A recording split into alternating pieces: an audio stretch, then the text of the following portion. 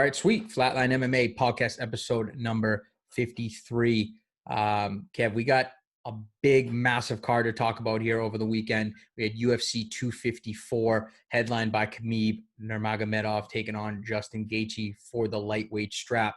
Overall, UFC 254 was a great card. Just to kind of touch upon a few of the fights, comment on the prelims that really stood out.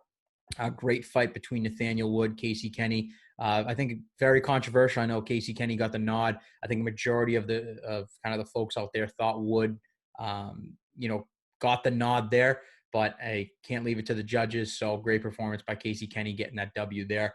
And then we had Tai Tuivasa getting back in the win column with a just vicious knockout of Stefan Struve, the skyscraper. And then we got to see Tai Tuivasa do the shoey afterwards. Not immediately afterwards, but he posted on his story. So it was good to see Tai Tuivasa still being himself there. Getting to the main card, just a couple fights we want to touch upon. Starting off the main card, we had finally the rematch, Magomed Ankalaev taking on Ion Cutelaba. Obviously, we've talked about this 6 different times. The first fight, very controversial stoppage. Tried to make this fight a couple times. COVID kept hitting. These guys finally got to step into the octagon together. And wow, I think we called this from the start. Someone wasn't, going to leave this to the judges. Someone was getting knocked out here. Magomed Ankalaev with an absolutely vicious KO in the very first round, which is, I think, what we expected. But Kev, what'd you think about kind of Ankalaev in there and his performance? Yeah, I mean, just dominant. There was a ton of build up to this fight. Yep. I would think it was going to be a 3-round war. It was going to kind of come down to who had the most heart.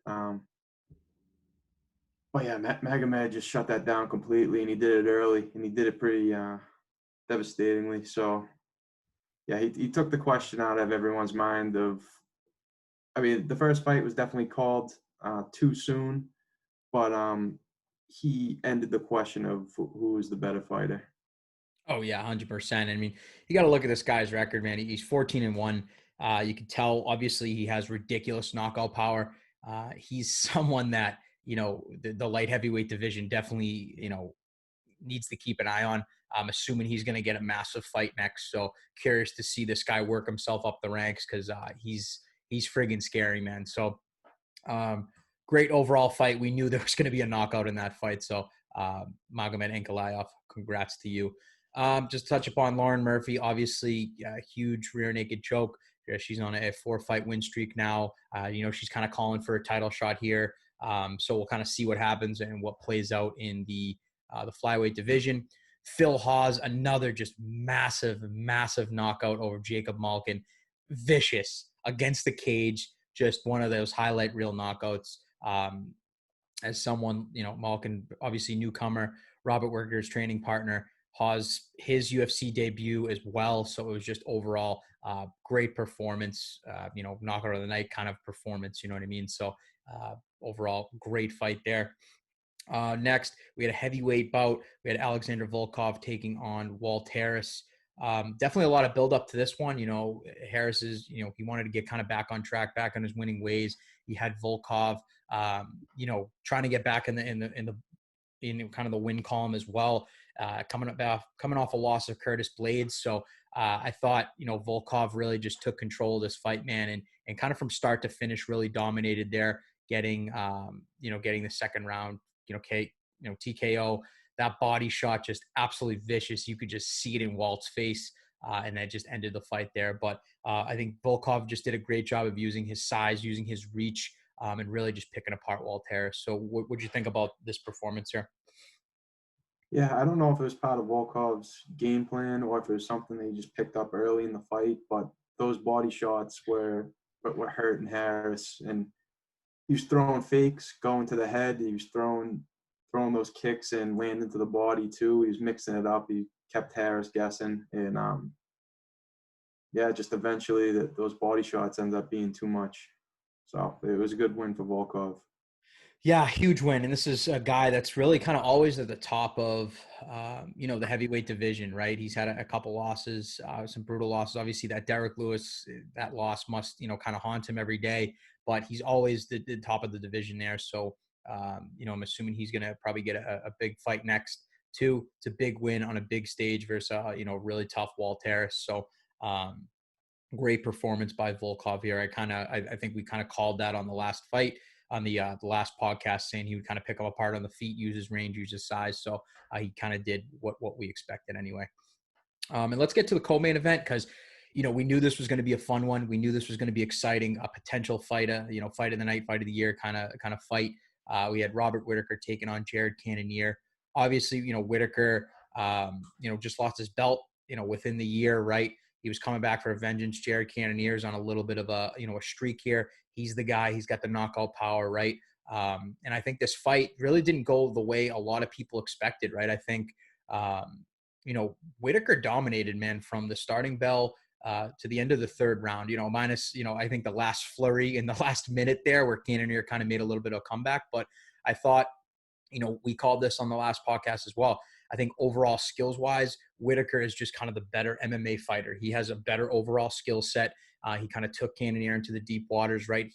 And I just thought he did a great job of kind of staying away from, the power of Cannonier and taking those shots. And typically in those fights, we were joking around saying if you had money on if Whittaker would get dropped in this fight, right? Like he gets dropped in a lot of his fights. But I just thought he did a great job of, pressuring Cannonier, staying away from that right hand, right? And just overall kind of imposing his will on Cannonier. So what did you think about the co-main event here? And did it kind of go the way that you expected it to go? Yeah, I mean, the fight itself kind of went the way I was thinking, but the way Whittaker fought like exceeded my expectations. He thought those striking exchanges were going to be a little bit more even, but Whittaker kind of took control of that, led the dance. He scored a knockdown or two, right, in the fight. Cannonier. Whittaker. Yeah, Whittaker, I believe, had 2. Yep. But yeah, he had some ground and pound too. That was great. He's really mixing up all his skills and just showing why he's still at the top of the division. Yeah. I mean, yeah, he definitely proved a lot of people wrong. I just kind of knew that he'd be the better athlete in there. Cannonier's got the power, you know what I mean? He's got the friggin' size, but it's just, I think overall as an athlete, Whittaker just kind of outpaced him. Cannonier apparently broke his arm after the first kick that Whittaker threw at him. So kudos to Cannonier for just being tough as nails and surviving the fight with a broken arm. He's absolutely insane.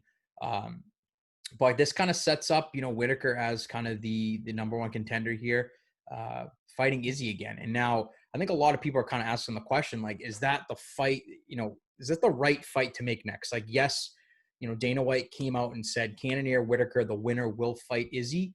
I mean, is it too soon for Rob to fight Izzy again? Like, he just lost his belt within the year, right? Think about that. Within the year, he's got a win over Darren Till. He just got a win over probably the scariest guy in the division, Jared Cannonier. But, does the rematch go any different? Does Rob face someone else? Like, I just, it doesn't really appeal me right now.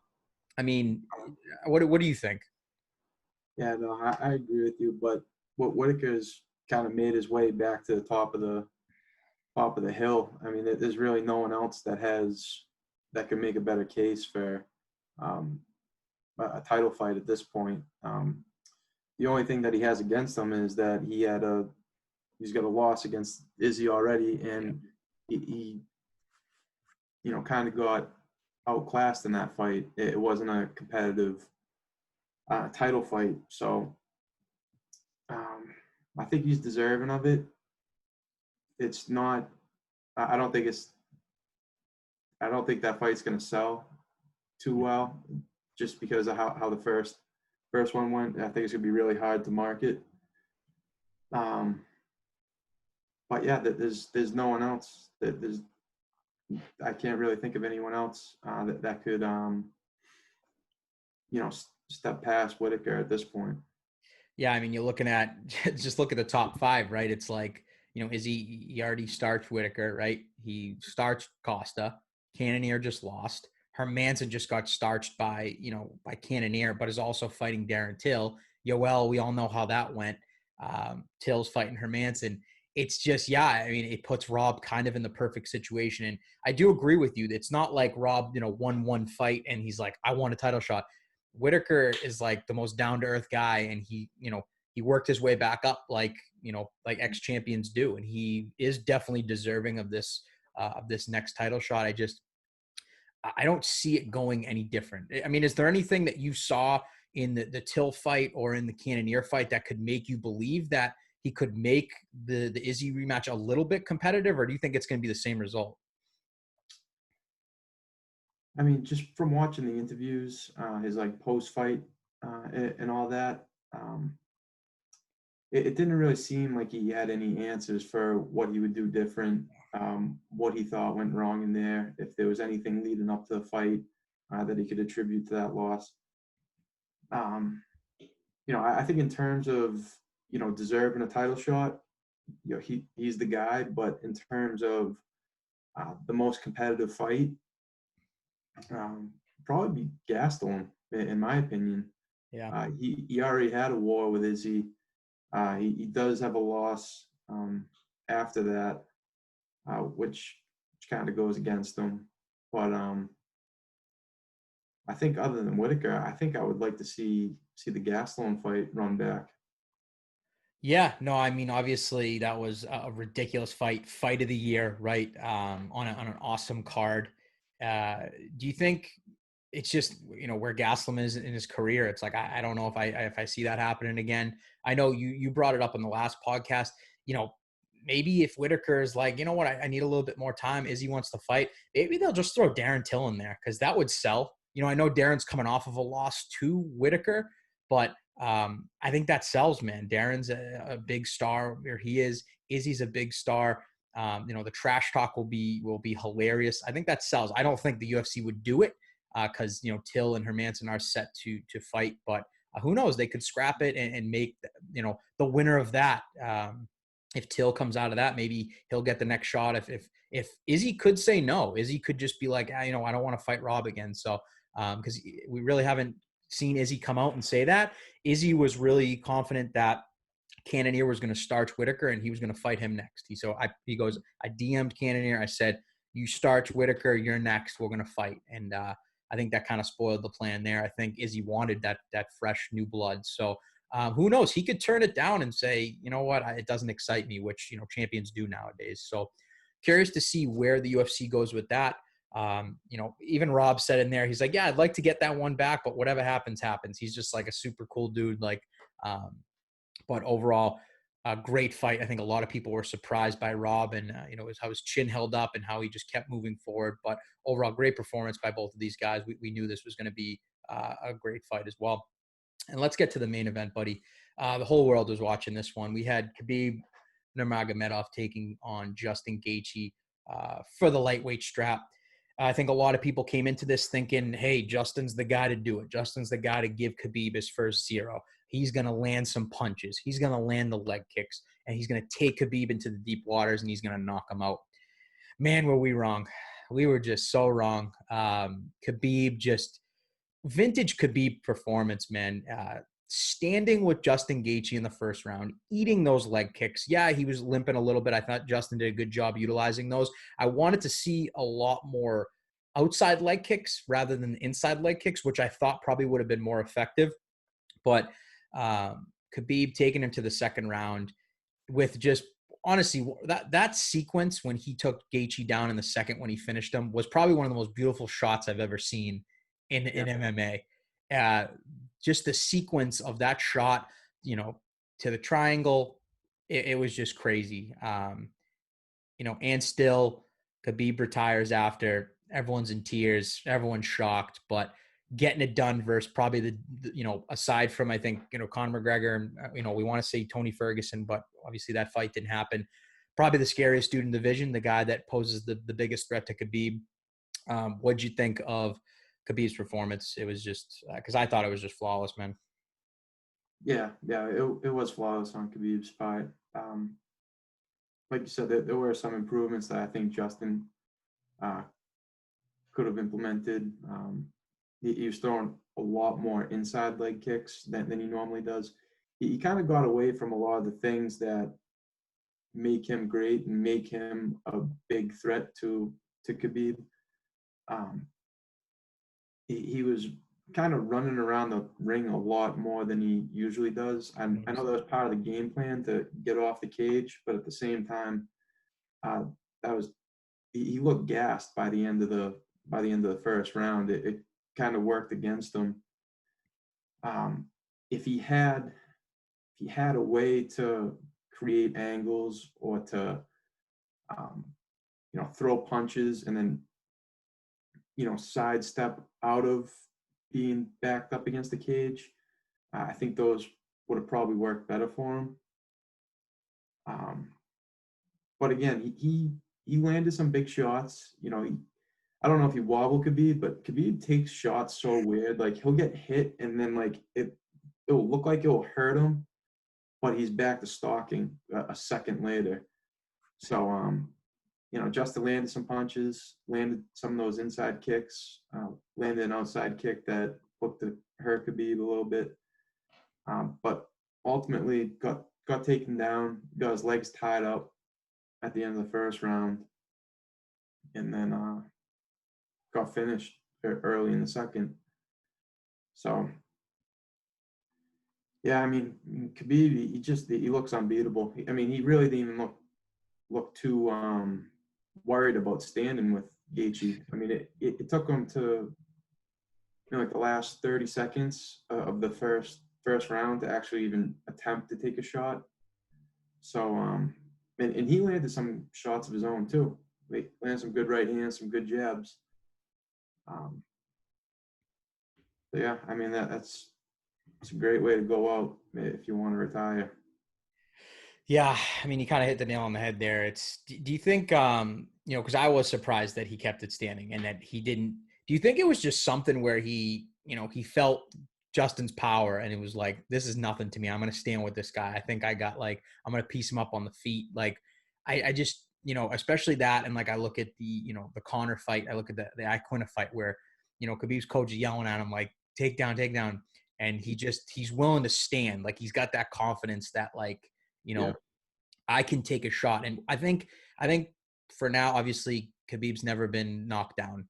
He's never even been cut. I mean, we can all agree that this guy has a granite chin. Um, and you're right. He looks unstoppable. Were you surprised at? Obviously, we know it's Khabib. He takes everyone down. Were you surprised that Gaethje didn't put up a fight on the ground at all after like kind of all the talks about D1 wrestler, all the All American wrestler, all this stuff? Like, were you surprised that it was so easy for Khabib to get both of those submissions? Like, you got to think if there was um, you know, if there was probably 30 more seconds in that first round, he probably would have probably snatched that arm. You yeah. know what I mean? But were you surprised at how easy Khabib, took him down, got into the scrambles, the first, obviously the armbar and then the triangle. Like, were you surprised at all? Did you think that Gaethje had a chance to, put up a little bit of fight? I know that was your biggest question coming into the fight, but were you surprised at all? I mean that was the biggest question I had was how is his jujitsu? Because wrestlers aren't meant to be on their backs. Um, well, once you put them to their back, it's a completely foreign place. They want to belly down and get back up to their feet. Um, so I knew that was probably going to be a weak point in Justin's game, and that's an extremely strong point in Khabib's game. So in that regard, they're just on two completely different levels, and Khabib took full advantage. Yeah. Yeah, man. I was surprised at everything. I was just surprised at the cockiness on the feet, like willing to stand with Gaethje in that first round, and then the second round. I think you could tell that Khabib did start limping a little bit. I think those leg kicks were taking a toll, and like I said, that sequence of that shot to the takedown was just absolutely beautiful. I don't know if you heard, but he texted DC and he said that he didn't want to he didn't want to break Gaethje's arm in front of his parents, so that's why he did the triangle. Like, that's the most terrifying thing I've ever heard in my life. Like, for a champion to like think about that, like, you know what, like, taking it to the second round and let's just triangle him and let's let him just go to sleep. Which a question about that too. Do you think obviously I don't know too much about jiu-jitsu. I know you do it a lot, but that that triangle that he had, it felt like Justin tapped like pretty quick. Like, was it just in that tight, or do you think like, not that I don't know anything about that, but for a guy like Justin, right? Like he tapped pretty goddamn quick, and then he went out. Like, is that typically how it goes, or? Yeah, because it's not so much stopping you from breathing is what gets you to tap. It's the fact that it cuts off the blood circulation to your brain. So that's just like, that's momentary. If you don't tap, Okay. um, like sometimes you think you'll be able to fight out of something, and then you'll just go out. Yeah. It's that quick, and you don't really like, you'll know that you're in trouble, but you'll kind of fool yourself into believing that you got another couple seconds to try to fight out of this, when in reality you got maybe a half a second before you're going to sleep. So I think, Justin's done enough jujitsu to know where he was, that he was in a pretty compromised position, that he probably wasn't getting out, and that he had less than a few seconds to either tap or go to sleep. Yeah. Yeah. It's such a badass sequence, just like Gaethje's limp body just over Khabib. 29-0. Obviously, with the retirement there. Question about that. Were you surprised? And also, do you think he'll ever fight again? I was surprised because the whole lead up to the fight, they talked a lot about his father's death and his father's plan for him to retire 30-0. So I was thinking that that was going to kind of be, I was thinking that 30-0 what was going to be it. Like, that's kind of like what is, even though his father passed, that's what his father wished for him. He'd complete it, and then that would be it. I was kind of surprised that he retired at 29, because I still, I mean, there are fights out there for him. I mean, but his legacy is set in stone. It's really hard to, um, rank somebody above him in the pound for pound with the resume that he has, Yeah. and not losing one round out of his whole UFC career. Never been cut. Um, I don't know if he's ever been taken down, but if so, maybe once. Never Never been knocked down. knocked down. Mm-hmm. Um, and then also there's um,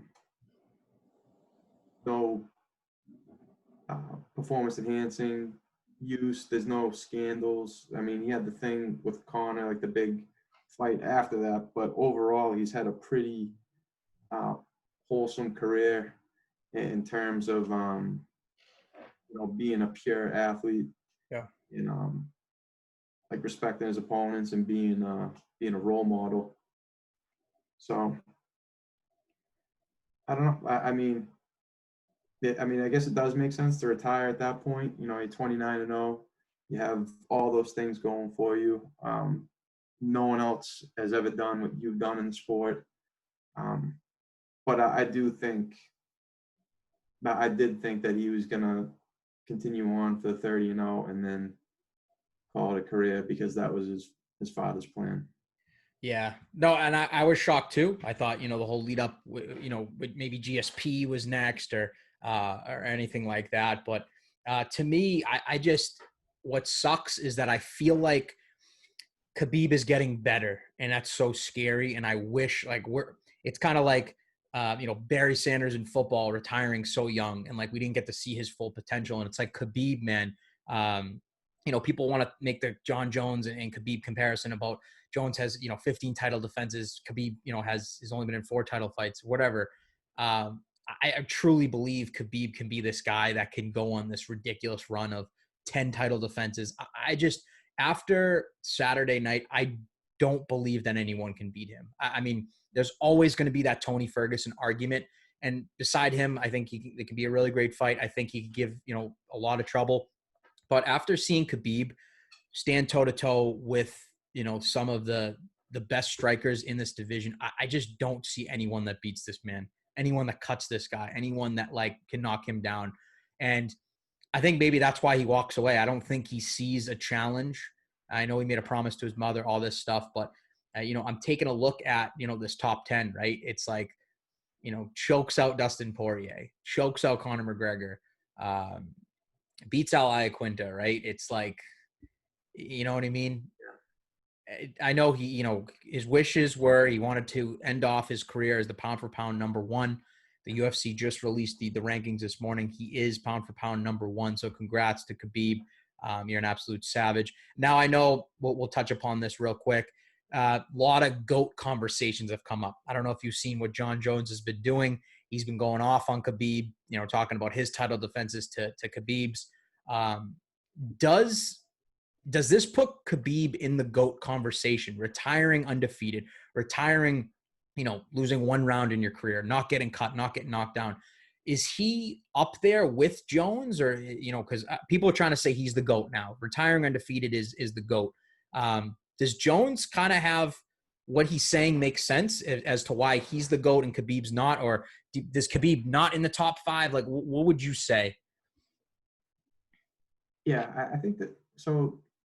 Jones does have the 15 title defenses. Khabib only has 4, but it did take Khabib a lot longer to get to a title fight. I feel like everybody thought that, he was ready for the title 2 or 3 years before he actually got the shot. So, I mean, if that were to happen, he would have had, a number of a lot more title defenses. But then again, he did go periods where he was fighting one time a year. Mm-hmm. With Jones, definitely a more dynamic fighter, not as dominant. Had a few victories that were questionable, which Khabib has never had a victory that was questionable. The Gustafsson 1 fight and the Reyes fight. A lot of people that think those fights went the other way. I mean, Santos, you could make an argument for Santos too. Yes, Santos as well. And then he also has, this kind of stigma behind him. Was he knowingly on performance-enhancing drugs? So I think when you combine all those factors, if you're rating the GOAT based on title defenses, based on, how dynamic of a fighter they are, in terms of, striking, grappling, all this stuff, I would say Jones is the GOAT, but Khabib is just, his whole career was pure domination from beginning to finish. And no scandals or anything like that.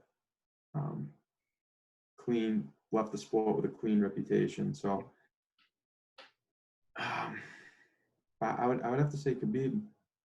I would have to say Khabib. I don't know, a fighter that's more dominant. Or, put it this way too, like if you were to put your money on Khabib in any one of the fights that could be made for him, or put money on Jones on any one of the fights that could be made for him, I think the more sure money is Khabib. Yeah. Even though they're both undefeated, we've seen glimpses where Jones has been put in trouble, where he's lost rounds, things like that. So I would have to go Khabib being the GOAT.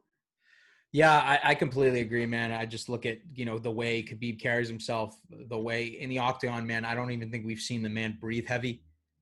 Every round, it's complete dominance. I think the whole Conor beat him in the 3rd round of that fight is bullshit. To me, he's never lost a round. He makes everything look easy. Like you said, not being cut in a sport where you're getting hit by, knees, elbows, fists. It's just it's almost impossible, man. Um, for that, like you said, no scandals outside the octagon. Obviously, the Connor thing, that was whatever. That was build up.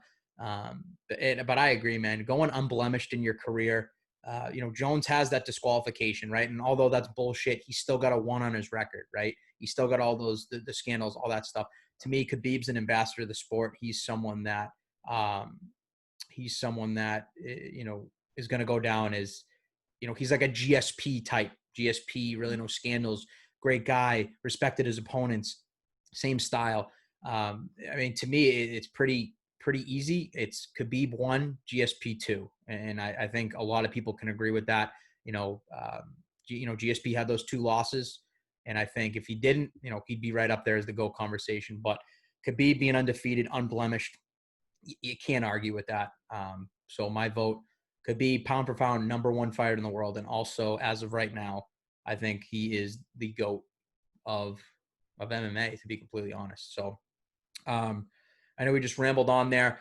Real quick, the lightweight division obviously just lost their champion. He's retired. I believe that he's not going to ever fight again, to be completely honest. So where does this put the state of lightweight division? We have some absolute killers. We got Conor McGregor. We have Dustin Poirier. We have Tony Ferguson, Michael Chandler, and Dan Hooker. Let's just say we'll use those guys for example. What do you do? Do you make Conor Poirier for the vacant belt in January? Does Gaethje? Sorry, I didn't even add Gaethje in there. We got Gaethje as well. Does Gaethje deserve to be the next fight for the belt because of the circumstances? Do you do Gaethje and Poirier because they were the last 2 interims? What, in your opinion, do you think is the best next step for the lightweight division? I think it makes most sense because the fight's pretty much already made. Is have Poirier McGregor as the title fight for the belt. It does kind of stink that Gaethje had the interim belt, loses it to a guy that ends up retiring. Yeah. But I think the Poirier McGregor fight will be pretty exciting.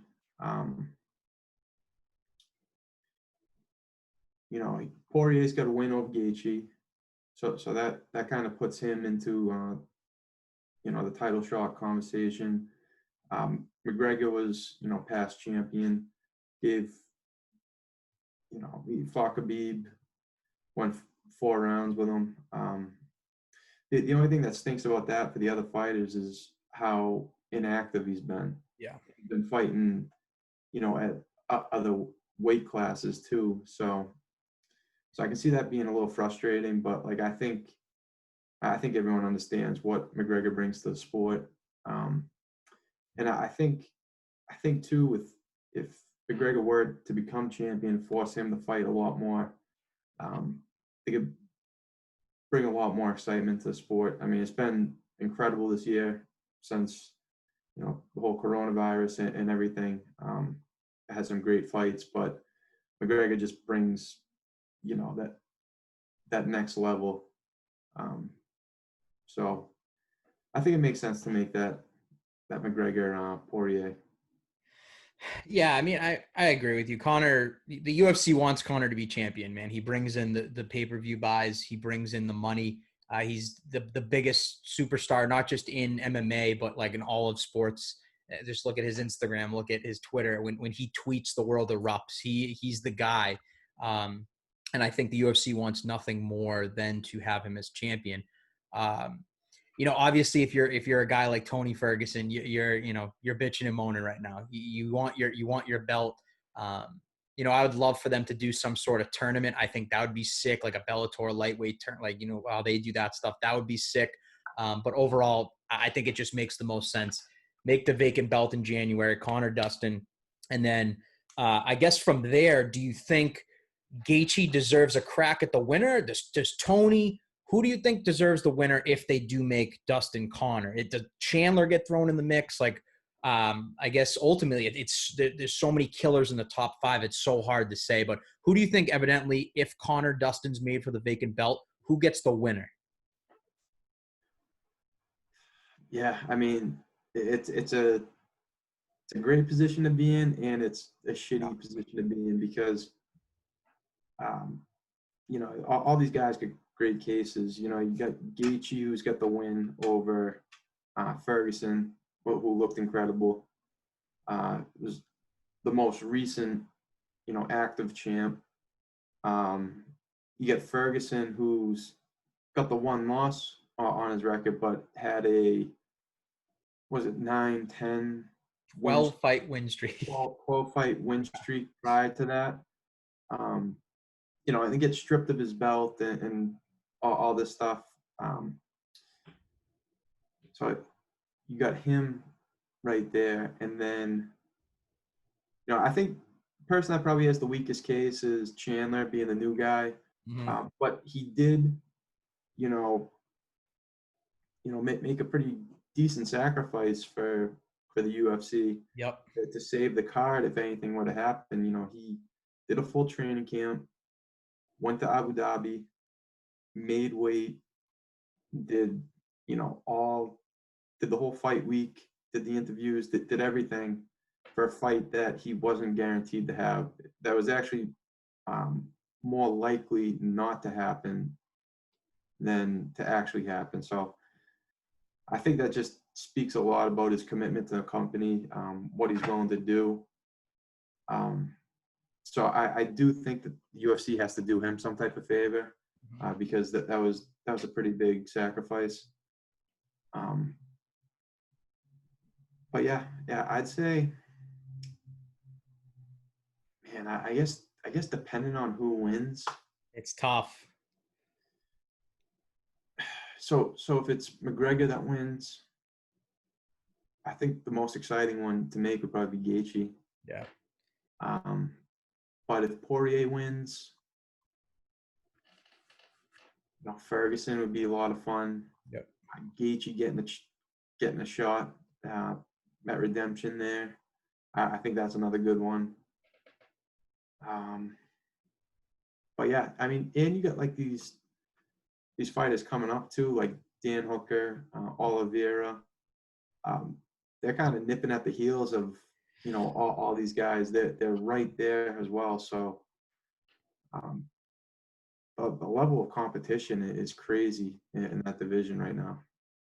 Lightweight's absolutely stacked, and that's going to be, I wouldn't want to be in Dana White's shoes when he has to make that decision for, after whoever gets the belt, because people are going to be bitching, people are going to be complaining, and you're right. It's like you got newcomers, you got guys like Charles Oliveira who won 7-fight win streaks, man. Like he deserves to be in that conversation. Guys like Paul Felder, right? This division's absolutely stacked. Khabib came out and said like, Islam's going to make a run at this belt like that. Like he's been my brother since I was born. Like I want him to make a run for the belt. So many different options. Personally, it's going to be tough picking between Gaethje and Ferguson. They both deserve this so goddamn bad.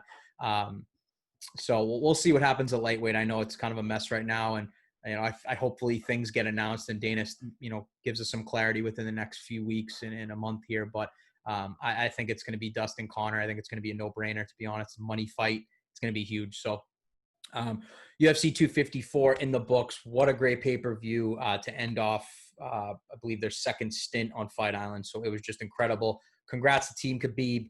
Congrats to Khabib for just an absolutely flawless career. You're an absolute savage, great ambassador for the sport here. And then real quick, I just want to get into the card this weekend. UFC Vegas 12. They're back at the Apex. It's headlined by Uriah Hall and Anderson Silva. Silva came out saying that this is going to be his last fight. Obviously, a marvelous career by him. But real quick, just want to get right into the co-main event. We have a great one here. We got Andre Philly taking on Bryce Thug Nasty Mitchell. Dude, this is going to be a great scrap. I'm so excited for this one. Bryce Mitchell, undefeated, submission god. This guy's an absolute savage on the ground. But Andre Philly, you can't count him out of any fight. He's fought everyone and their mother in that division. Who do you got for this one? Yeah, I mean it's going to be a tough fight for Mitchell, but just based on his display of jiu-jitsu from his past couple fights, that's going to be an extremely hard thing for anyone to deal with. Especially this fight is most likely going to go to the ground at some point. And we saw the way Mitchell was able to keep Rose on the mat. who's also a great jiu-jitsu practitioner. Um, I think Philly has the advantage on the feet. I think Mitchell is going to be pretty dominant on the ground and probably get a submission here. Yeah, I agree with you. I think obviously big step up in competition for Mitchell, but he's proven to be the guy to take these kind of fights next. Been a company man. He's finally getting his camo shorts. Shout out Reebok. But this kid has been dominant since his run on the Ultimate Fighter to his first 4 fights in the UFC. Man, he's that fight against Charles Rosa was absolutely dominant. Obviously he pulled off the twister in his fight versus Matt Sales. The kids just looked good. And I think his stand-up's evolving. Obviously his ground game's ridiculous. I'm going to take Mitchell as well. I think we're going to see some ground and pound, and I think he's going to get a submission here over tough Andre Philly. And then I think that's going to propel him into a massive fight next. So that's one to look out for. Wouldn't be surprised if it's fight of the night there. And then quickly, main event time, Uriah Hall taking on Anderson Silva. Anderson Silva's last fight, man, I think everyone wants to see him go out with a W. He's going up against a guy in Uriah Hall who a lot of people thought was going to be kind of the next Anderson Silva, right? I think everyone wanted Uriah Hall to be what Israel Adesanya is, right? With the crazy kicks and just great stand-up. He was killing people on the Ultimate Fighter. And then he kind of just got a little gun shy coming to the UFC. Hasn't really lived up to his potential. But who do you got in this one? Because I think, to be honest, I know Silva is on a terrible losing streak right now. I think this is kind of a toss-up, to be honest. Yeah, I was thinking the same thing. But based on, I'm not going to judge Silva on the Cannonier fight, but watching him fight against Izzy, who's the current champion, who has been, pretty dominant, since he got the title. I think Silva had a pretty good fight with him. Yeah. He gave him some trouble. Judging wise, I do think he lost the fight, but I think, he's one of the guys that have given Izzy the most trouble out of his whole UFC career. So it just goes to show that Anderson, he still has it. He's not the old Anderson Silva, but he's still got some fight in him, and I think I'm gonna go with Silva. Yeah, I think Silva rides off into the sunset. I think he's going to finish him, man. I think it's going to be friggin' insane. Retiring, obviously, Silva's had some controversy in his career, but I think he's in a lot of people's GOAT conversations. His beginning of his career was just dominant. He was knocking everyone out. He started his UFC career with 16 straight wins, which is still a UFC record. I mean, this guy was untouchable at one point. I'm going to go Silva, ride off into the sunset. Great career. So I'm hoping that happens there. But so UFC Vegas 12, actually a really, really good card. We got some killers on there, man. We got Bobby Green, Maurice Green taking on Greg Hardy, Kevin Holland, who's been really impressive in his fights. So this is a card. Do not sleep on this one. ESPN Plus this weekend at the Apex UFC Vegas 12. Go watch that shit. You got anything else, buddy? Oh, that's it. All right, guys. Hey, thank you so much. Make sure you click that subscribe button. We're growing. Thank you guys for following, retweeting, everything. Click the link below for any merch needs, CBD, Venom products, Trifecta meals, anything that you guys need. Click the link below. Go support the boys. We're getting big. We love all of you. And until next time, Flatline MMA. Peace.